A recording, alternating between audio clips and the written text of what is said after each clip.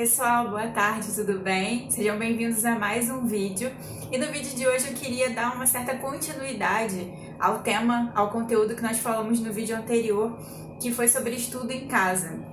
E abordando um pouquinho mais esse assunto, hoje eu queria falar sobre os métodos de estudo, né? Porque às vezes a gente tem dúvida sobre qual é o melhor método, o que de fato funciona.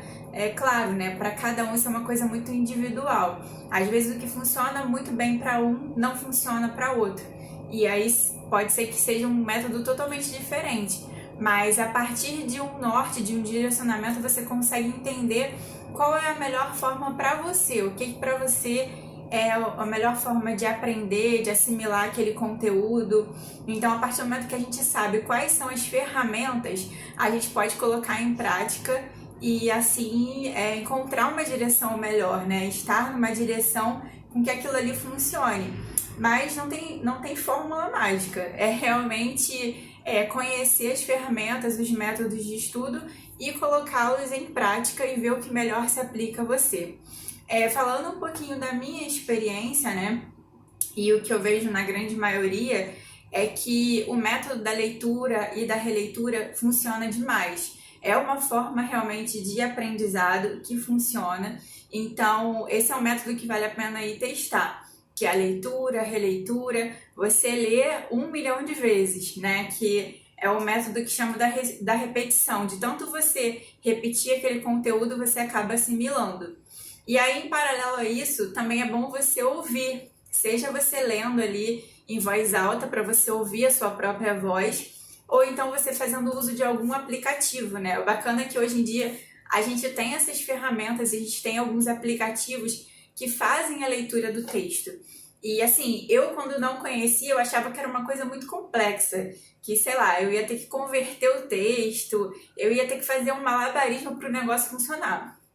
Mas chegou um momento que eu resolvi testar, né? Eu ouvi falar numa semana e na semana seguinte eu tinha até uma viagem para fazer e eu falei, quer saber, eu vou testar, vou procurar aqui um aplicativo e se de fato funcionar, beleza, é uma coisa legal, porque enquanto eu estiver na viagem, em alguns momentos que for possível, eu fico ali com meu fonezinho de ouvido e a gente não fica tanto com aquela sensação de culpa, né, de tô viajando e nem peguei na matéria.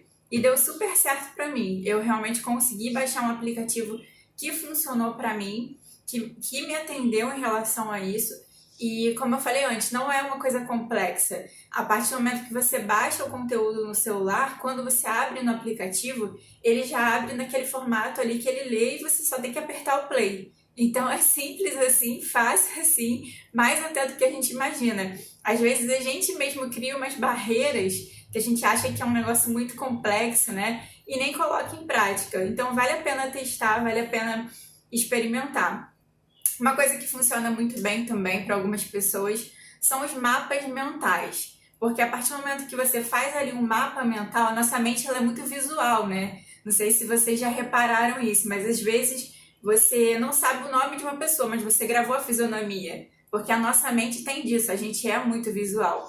Então, o mapa mental auxilia muito nisso. Às vezes você não vai gravar aquele conteúdo ali ao pé da letra, né? Literalmente letra por letra.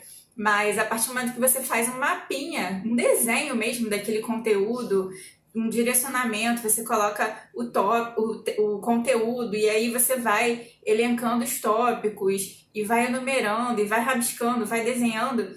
Coloca aquilo ali num papel, de forma realmente que você bata o olho, visualize e perceba, tá, beleza, esse conteúdo aqui diz respeito a isso, esse aqui é isso aqui é isso. Então, dali você consegue ter essa visualização, que é bem legal também para assimilar o conteúdo, né? E outro método também que eu gosto bastante são os post-its, né? De maneira bem fácil, bem visual mesmo, vocês até conseguem ver aqui na minha parede.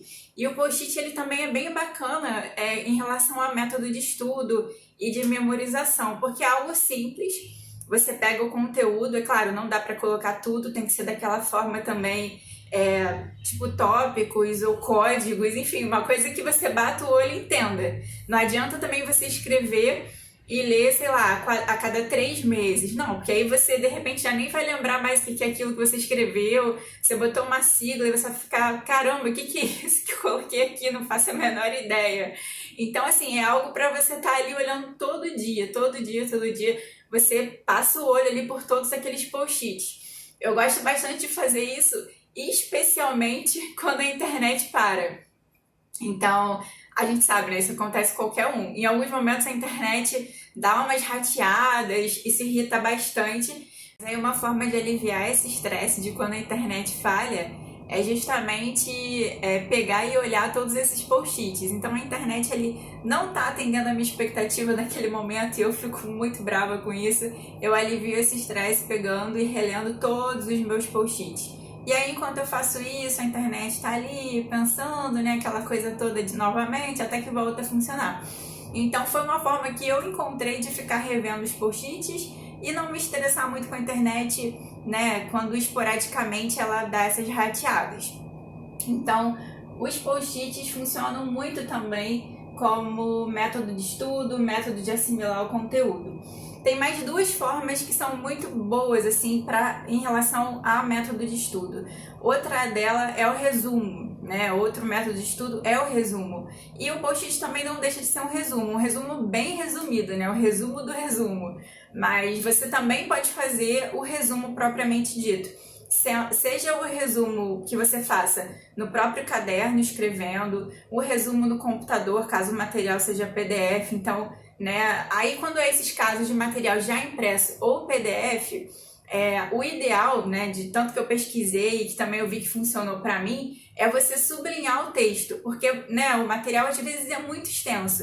Então não tem condição de você ficar ali transcrevendo, por mais que seja só os tópicos importantes, fica uma coisa muito grande e se você tem um tempo apertado, isso não vai funcionar. Então, uma forma bacana de fazer esse resumo é sublinhando, grifando o próprio texto com canetas marca-textos. E aí, na hora que você fizer a releitura daquele texto, você vai nos tópicos mais importantes que estão grafados, que é como se fosse um resumo. Você vai estar lendo ali o que você resumiu. Às vezes não com as próprias palavras, né? Mas aí do lado você pode fazer alguma observação de lápis, puxa uma setinha, eu costumo fazer isso. Alguma coisa que ali no texto tá muito técnico, tá muito difícil de entender, eu vou lá, puxo uma setinha e explico com as minhas próprias palavras. E na hora da releitura, eu leio essa parte aí, essa observação que eu fiz com as minhas próprias palavras. Então esse é um método também bem bacana. E por último, e não menos importante, assim, um dos que eu acho mais eficazes é exercícios. Então façam exercícios, façam muitos exercícios, porque os exercícios são a forma de fixação mais eficaz que tem. Você leu aquele conteúdo, sei lá, você resumiu, você fez mapa mental, você fez post-it, sempre depois faz exercício. Leu conteúdo de português? Faça exercício daquele conteúdo que você leu. Não adianta você também pegar e exercício de português inteiro. Não, você está estudando gramática voltado, sei lá, para tempos verbais. Faça exercícios de gramáticas focados em tempos verbais, que foi aquele conteúdo que você viu ali naquele momento de estudo. Então você vai fixar melhor aquele conteúdo que você acabou de ver, né? E é o momento de errar, realmente, a gente não começa acertando. Eu acredito muito que quando a gente erra é aquela chance que a gente tem de rever e de fato aprender de verdade para não errar mais. Então, se você está errando, não fique chateado, não fique frustrado com isso. Veja de fato como uma oportunidade para aprender de vez aquele conteúdo e não errar mais. Então, o exercício é muito bom para isso, para você realmente fixar o conteúdo e é muito bom também como um parâmetro. Às vezes você está estudando ali diversas disciplinas e não tem muita certeza de qual você tem que dar mais foco, de qual você pode deixar um pouquinho de lado ali porque já está ok. E aí você fazendo exercícios, você consegue observar, você consegue mensurar o que você está acertando mais e o que você está errando mais. As que você está acertando mais, obviamente, você pode deixar ali só como revisão esporadicamente aquele conteúdo. As que você está errando mais, não, procure identificar quais são os erros, qual é o conteúdo e você volta na matéria para entender melhor aquele conteúdo ali. Porque provavelmente se você está errando muito um mesmo conteúdo é porque você não entendeu a teoria.